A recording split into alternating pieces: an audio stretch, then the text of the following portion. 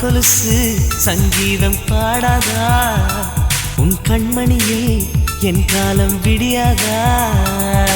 உன் கூந்தல் பூக்காடு நான் சூடப்பூவில்லையா